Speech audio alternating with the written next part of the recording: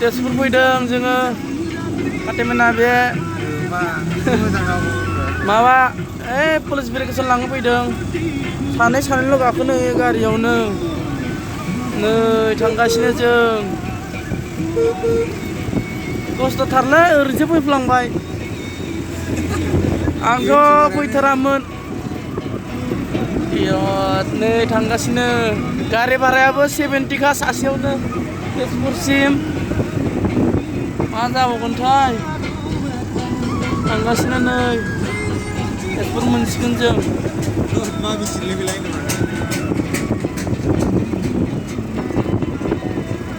नोगोद स्पिड सालायखादों